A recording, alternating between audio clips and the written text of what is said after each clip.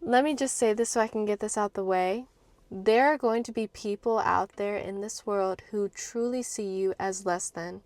They don't see you as an equal. They don't see you as someone who is more than what they expected. In fact, you are lacking in many categories for them. You fall below their expectations. And it has nothing to do with you. It's everything about them. I don't want you to feel as if that now you are nothing because this person believes that you aren't enough for them. That is their issue and theirs to deal with, not yours. And I'm saying this right now. If you truly believe that you can do something to make them shift their perspective, you are on the road to heartbreak. So save yourself the pain, the suffering, the therapy appointments, and just let them go. So let's get your modern or ancient spell book as well as your wand, and let's get into the spell casting session. Let's get into this magic. First things first, accept that you will never be enough for these people.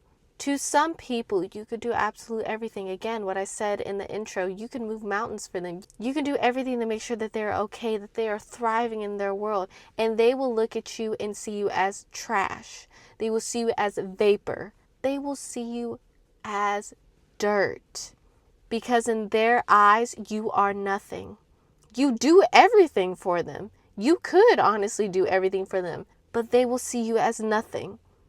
And that is just the reality that you have to accept. There are people who would not move an inch for you when you have moved mountains for them.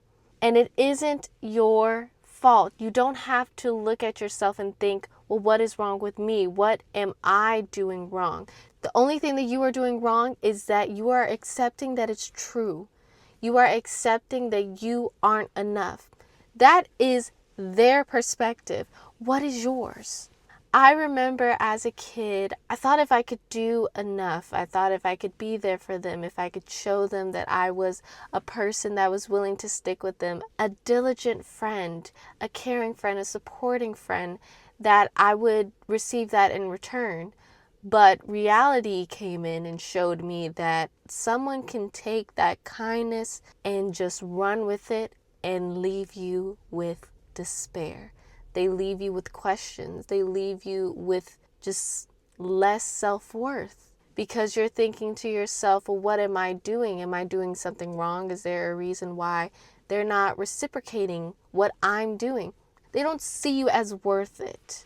I even remember I would be rejected as a kid when I would fully be myself. I truly just learned, instead of showing people my full self, I became a chameleon. I figured out what side of my personality would work best in this situation, and I would switch it depending on the person, depending on the group, the environment. When I showed my true self, it felt like there were more risks than there were benefits. There were more consequences, so I just diluted myself. Now, they did not see my true potential, and I saw little potential and made it stretch way further than what it should have. So, that first step of acceptance, you have to go through. You cannot sit there and go, oh, well, no.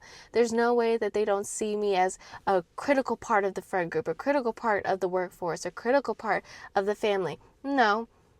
Sometimes accepting that harsh truth will save you so much time and effort. So please save yourself that time and effort. Because when you do, it allows you to be free. Because while you're trapped in the people-pleasing mechanism, that hamster wheel that just never stops going, these people are living their life. They're enjoying the fruits of your labor, not theirs, yours. You're bending over backwards for people who wouldn't even give you a glance. And I'm saying this to be honest because I've experienced this. And I understand that sometimes that might be hard because this feels like a safety net. They feel like home, or they did at one point feel like home. But you also have to think of this. People change. If anything, your perspective can change to see who this person truly was. So that's first things first. Acceptance is key, and you can go through the 5 stages of grief. You can go through anger, acceptance, denial. You can do that as long as you're starting to realize that it is not you, it is them. And that goes to the second step, which is do not put this on yourself. Do not have these people or have you convince yourself that there is a reason why you weren't enough for them. Whenever you look at a celebrity and you see a gorgeous woman, a handsome man, and they get cheated on by their significant other, you're sitting there looking in awe. You're going, oh my God, how could this person cheat on this man, cheat on this woman? Oh my God, they're beautiful, they're successful, they're charismatic, they're this, they're that. How could they do it? Do you ever go, oh, well, maybe they actually deserved getting cheated on? Do you ever look at that? Do you ever have that conversation with yourself when you find out that a celebrity or anyone has been cheated on? No, you automatically go, well, look at this person. They look absolutely amazing. They are an amazing person. How could their significant other cheat on them? When do you ever do that? Please let me know if you've ever done that. I am interested, just to say the very least. But usually most of the time you don't. You look at that celebrity, the one who was cheated on, and you go, wow, I can't believe they let this catch go. There's a saying, one man's trash is another man's treasure. You, in their eyes, you are seen as trash. But that doesn't all of a sudden mean that you are trash. It just means that they can't see what is right in front of them. And oftentimes, they have to lose it in order for them to truly see what they were missing. And by the time they realize it, it is too late. So, do not accept their perspective. What do you think of yourself? Do you truly think that you are nothing? Do you truly think that you are trash, that you are vapor, that you are nothing valuable? I hope not. I hope you think that you are valuable, that you are amazing, that you are beautiful, you are handsome, you are charismatic, you have talent. You are here for a reason. If these people, if this person cannot see that, then they are blind. Allow their blindness to scuff them of a treasure and walk away. Because as I'm pointing the finger at you, I am also pointing the finger at myself. I have done it before.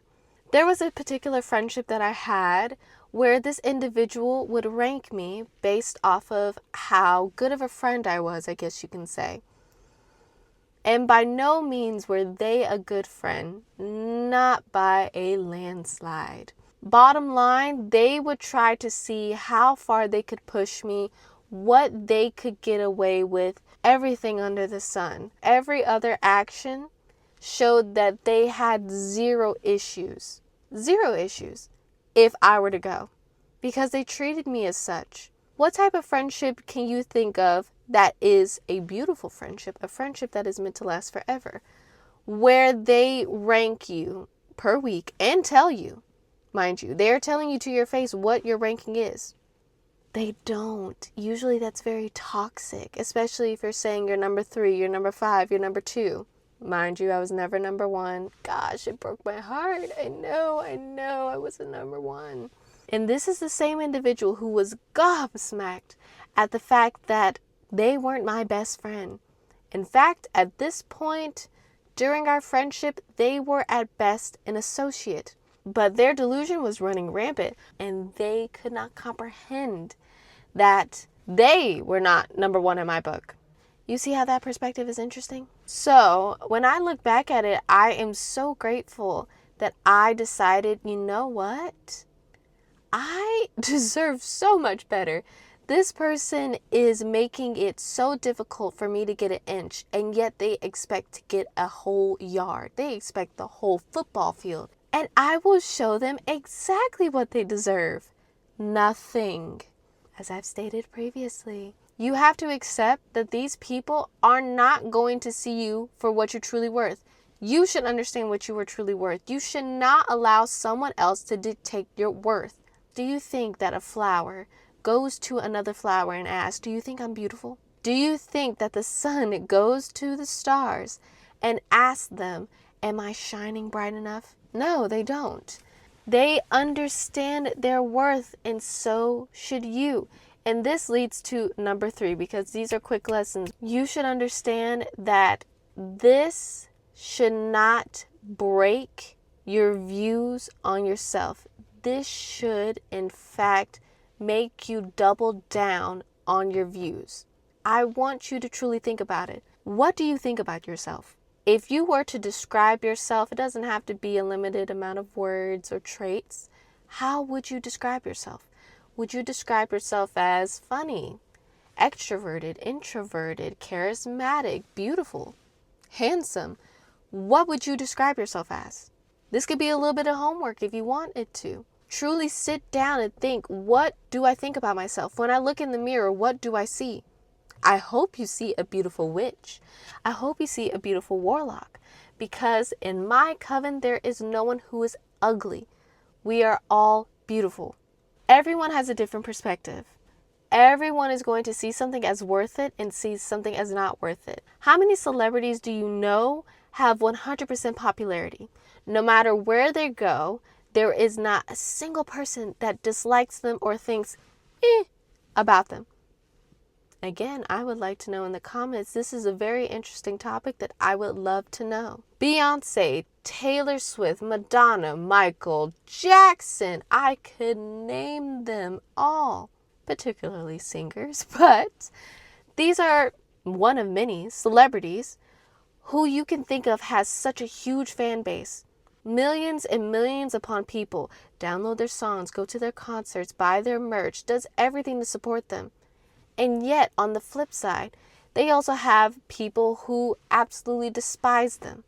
They hate the way that they are. They hate the way that they move, they sing, they do everything. And that's because of perspective. You, at the end of the day, have to understand that your perspective does not match theirs, and that is truly okay. And if you're having trouble trying to figure out, well, how do I boost myself? If you maybe have low self-esteem, you can't figure out exactly how to build yourself up, how to give yourself that self-love. I'll give you 2 things.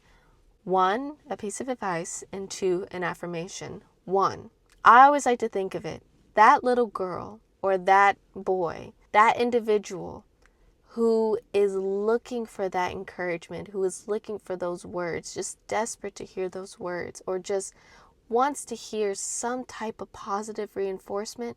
If you can think of what exactly they would want to hear, I encourage you so highly to say it. I can say that you're beautiful, you're amazing 1,000 times, but if you look in the mirror and see someone who is worthless, there is nothing that I can do. So look in the mirror and visualize that younger self who wanted to hear words of encouragement and figure out what exactly would they want to hear. And this is my second thing, the affirmation. This is what worked for me. It could work for you, and I hope it does. If not, you can remix it, you can cut it off, you can lengthen it, whatever works for you. I was never too much. I was always more than enough. It was them that was too little. Because for me, I was deemed as too much. I don't think I was deemed as too little until my later years, but at that point I grew a spine, so it was much easier to handle than the too much. The too much was when I was in elementary school and I was learning so many things, and it hurt because it was me being rejected by people, by peers who I looked at, and I just learned through repetitive actions, repetitive behavior by multiple people that it just felt as if I was too much. I repeated that to myself. It took years of unlearning, but eventually when I did, I no longer filtered myself. So you have to think about these things, think about what it is, and continue to build yourself up. It is a brick by brick process. I don't think I've ever seen the quick fix for self-love, the quick fix for self-esteem. It takes work, and you have to be willing to put in that work by accepting that you are not going to be enough for people. Understand that it's not you, it is them. It is their perspective and not you. And think about, well, what do I truly think about myself? And just like that, we are at the end of our spellcasting session. It went quick, but I hope that you guys have enjoyed this video. I hope that it has taught you something, allowed you to ponder on some things, allow you to have a little bit of homework for yourself. And if you have made it this far, I would love to see the magic wand emoji right here. That would be beautiful. And until then, stay bewitched. Bye.